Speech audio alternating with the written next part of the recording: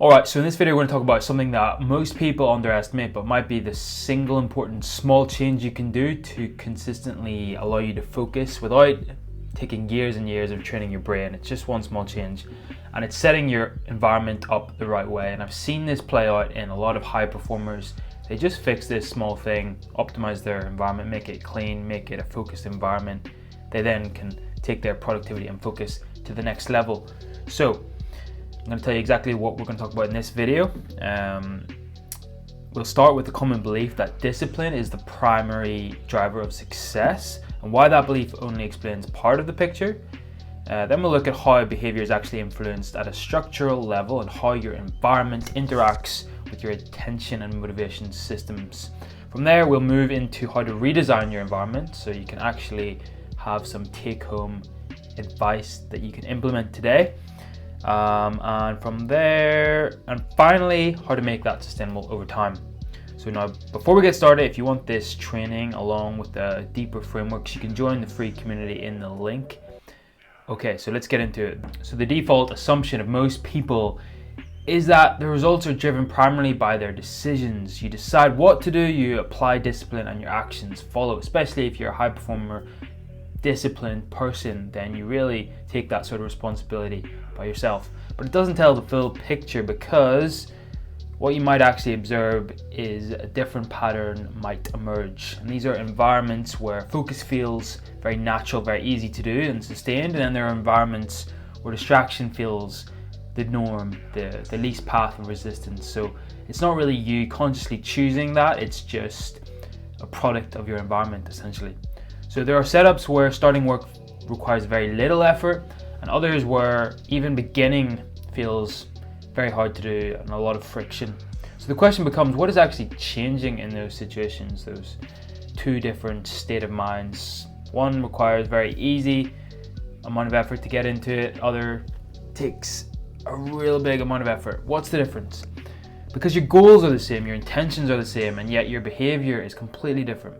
So this is where behavioral psychology provides a useful lens. Human behavior is heavily influenced by what is visible, accessible, and easy in the immediate environment. Your brain is constantly scanning for the path of least resistance, and it tends to follow that path unless something actively redirects it. Now, this connects directly to how dopamine regulates attention. Your brain assigns value to different actions based on expected reward and effort.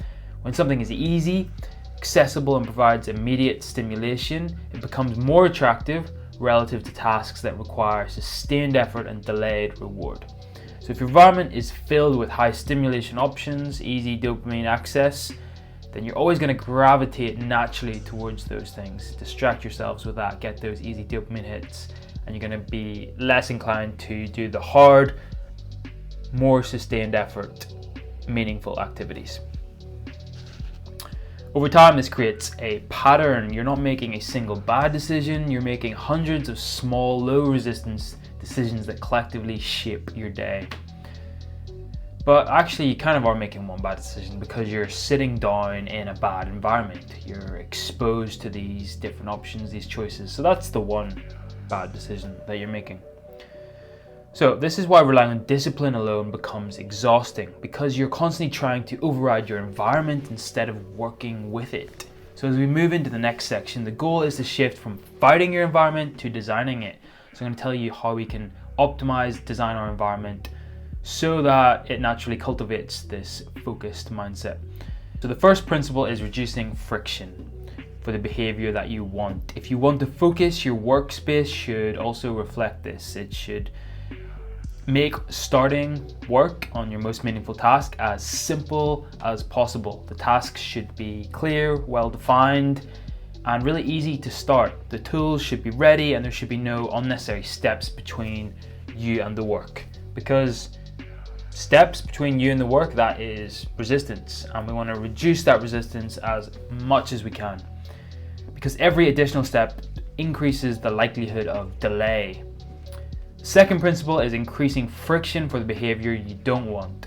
So just like I said, you want to make the behavior that you want to do as easy as possible. You want to make the behaviors that you don't want to do as hard as possible. So instead of having your phone there, which is so accessible and easy, you want your phone in a different room, or better still in a locked box, the top of the fridge.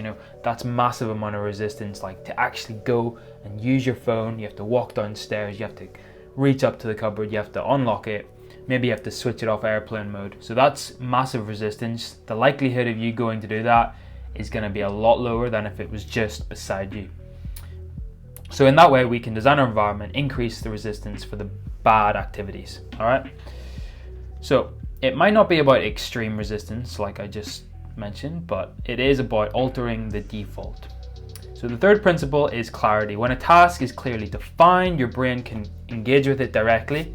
When it is vague, your brain has a hard time. It has to first figure out what to do, and that added layer of complexity and thinking increases resistance as well.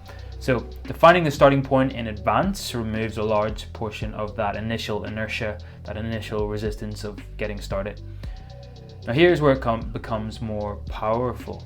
When your environment supports focus, your reliance on discipline decreases. You no longer need to be disciplined in the conventional sense or use a lot of willpower. You're naturally just automatically going to gravitate towards the path of least resistance. And if you set your environment up correctly, then that's going to be the task you want to focus on, your most meaningful task. And that is the goal. So you're literally not using any effort, any willpower. It's just like the amount of energy it takes for you to engage in a bad habit, like, look at your phone. You don't have any effort in that. But if you set up your environment correctly, you're naturally also going to just do the hard thing, okay? And that's really the key, the crux of this environment change. So you're no longer forcing yourself to act against your surroundings are guiding your behavior in the direction you want. And over time, this changes your baseline. You spend less energy resisting distractions and more energy engaging with meaningful work. Your attention stabilizes and your output becomes more conscious. So as we move into the final part, let's talk about how this becomes a system rather than a one-time adjustment. You begin to treat your environment as something dynamic, something that changes. At the end of each day or week, you look at where friction showed up. Maybe you write it down. Where did you get distracted? What stopped you from starting? Where did it feel difficult? And then you adjust the environment to address these points. So you're constantly reflecting on the path of least resistance. What is that?